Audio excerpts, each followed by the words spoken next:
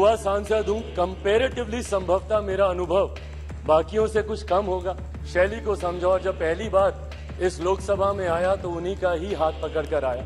हर राजनीतिक दल के पास अपने अपने एजेंडे हैं, और एजेंडे हैं इसीलिए वो राजनीतिक दल है। नेशनल युवा कमीशन, एक नेशनल, एक राष्ट्रीय युवा आयोग का गठन किया जाना चाहिए, जहां पे युवा अपनी तमाम समस्याओं के साथ जाएं। Thank you so much speaker sir for giving me this opportunity कि भारतीय संसद की 75 सालों की इस यात्रा पर तमाम सम्मान्य साथी अपने अपने अनुभव, अपनी अपनी यादें, अपनी अपनी उपलब्धियां, उसका जिक्र यहां पर कर रहे हैं।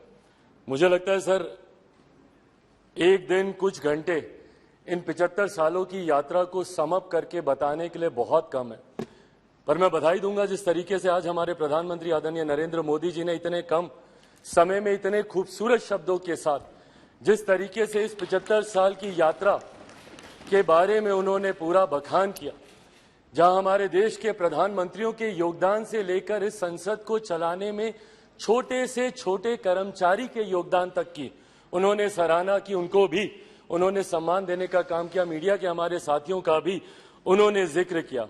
यकीनन कई ऐसी यादें सर इन 75 सालों में रही हैं। सेकेंड टाइमर मेंबर पार्लियामेंट हूं, युवा सांसद हूं, कंपैरेटिवली संभवतः मेरा अनुभव बाकियों से कुछ कम होगा, पर 9 साल का मेरा भी अपना अनुभव है। पर इन 9 सालों से ज्यादा सर मेरा अनुभव मेरे नेता, मेरे पिता आदरणीय रामविलास पासवान जी की वजह से रहा। बचपन से जब से होश संभाला, उनके माध्यम से इस संसद की कार्यप्रणाली को समझा, इस संसद की कार्य शैली को समझा, और जब पहली बार इस लोकसभा में आया तो उन्हीं का ही हाथ पकड़कर आया। आज जब हम लोग नई संसद में जा रहे हैं तो यकीनन कई ऐसी यादें कौंधती हैं, और यकीनन एक भावुक क्षण है। महसूस होता है कि जिस जगह पर मुझे मेरे पिता लेकर आए थे, आज एक नई यात्रा की ओर हम लोग जा रहे हैं। पर प्रधानमंत्री जी ने भी उसको भी बहुत खूबसूरती से बताया कि ये हम जैसे जो आज की तारीख में इस लोकसभा में मौजूद है, संसद में मौजूद है, राज्यसभा के भी सदस्य, हम लोग ले ये गर्व का लम्हा है, जहां एक तरफ हम लोग इतिहास के भी हम लोग साक्षी रहे हैं, वहीं एक नई ऊर्जा के साथ भविष्य की भी ओर हम लोग जा रहे हैं। तो वो कड़ी बनने का सौभाग्य हम लोग को मिला इतिहास और भविष्य के बीच, जो यकीनन मौजूद यहाँ पे तमाम सांसदों के लिए एक गर्व की अनुभूति कराता है। सर, आज जब हम लोग यहाँ पर मौजूद हैं, यकीनन हर राजनीतिक दल के पास अपने अपने एजेंडे हैं, और एजेंडे हैं इसीलिए वो राजनीतिक दल है। हर किसी ने अपनी अपनी बातों को रखा कि इस विशेष सत्र में ये चर्चा होनी चाहिए, वो चर्चा होनी चाहिए, ये मुद्दे आने चाहिए। यकीनन सर, मेरी भी पार्टी है, हम भी चाहते हैं कि कई विषय हैं जिसपे चर्चा होनी चाहिए। मैं युवा हूं, हमेशा इस बार का मैं पक्षधर रहा हूं कि भारत में एक युवा कमीशन का गठन होना चाहिए, एक नेशनल युवा कमीशन, एक नेशनल, एक राष्ट्रीय युवा आयोग का गठन किया जाना चाहिए, जहां पे युवा अपनी तमाम समस्याओं के साथ जाएं और अपना समाधान लेकर आए। भारत एक युवा देश है, अलग अलग आयोग यहां पर बने हैं, महिला आयोग है, बाल आयोग है, अल्पसंख्यक आयोग है। ऐसे में देश में एक युवा आयोग के गठन का ये समय है, ये होना चाहिए। साथ ही में हम लोग चाहते हैं sir, women reservation bill pay भी चर्चा हो रही थी, वो भी हम लोग चाहते हैं कि विमेन रिजर्वेशन बिल जल्द से जल्द आए। आज इतनी भारी संख्या में महिला सांसद जो यहाँ पे मौजूद हैं, अपने सामर्थ्य पर जीत कर आई हैं। ऐसे में इनको किसी के सहारे की जरूरत नहीं है, बट विमेन रिजर्वेशन बिल आने से जरूर और बल मिलेगा और ताकत मिलेगी, उसका भी हम लोग समर्थन करते हैं। और साथ ही में लंबे समय से हम लोग की मांग रही है एक इंडियन जुडिशियल सर्विसेज को लेकर। हम लोग चाहते हैं कि एक जुडिशियल सर्विसेज का गठन हो, ताकि समाज के वंचित वर्ग से आने वाले लोग उस स्थान पर पहुंचे जहां से वो न्याय दिलाने की प्रक्रिया का वो हिस्सा बन सके, ताकि उनके साथ जो अभी तक भी रह रहकर भेदभाव या अन्याय होता है उसको दूर किया जा सके। पर इन तमाम विषयों को अलग अलग मंचों पे हम लोगों ने रखा है सर, ऑल पार्टी मीटिंग होती है वहां पर भी, पर हम लोग सिर्फ इन एंटीसिपेशन की क्या होगा, कहीं ना कहीं इस लम्हे की खूबसूरती को हम लोग खो रहे हैं।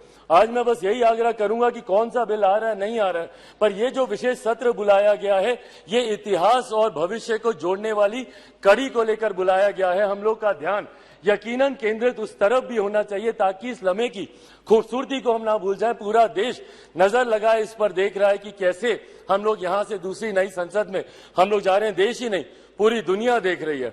और आज सर, जब डॉक्टर बाबा साहेब भीमराव अंबेडकर जी के बनाए हुए संविधान के आधार पर जिस तरीके से भारतीय संसद के 75 सालों का इतिहास रहा है, मैं उम्मीद ही नहीं पूरे विश्वास के साथ ये कह सकता हूं कि हमारे मौजूदा प्रधानमंत्री आदरणीय नरेंद्र मोदी जी के नेतृत्व में, डॉक्टर बाबा साहेब भीमराव अम्बेडकर जी के बनाए हुए संविधान के आधार पर ही हम लोग एक विकसित देश की हम लोग नींव रखने जा रहे हैं। और जो लक्ष्य है 2047 में विकसित देश के निर्माण का, उस लक्ष्य को हम लोग नई संसद से हम लोग जरूर अचीव कर पाएंगे। अंत में अपनी बातों को समाप्त करूं सर, मैं जरूर अपने क्षेत्रवासियों का धन्यवाद करूंगा।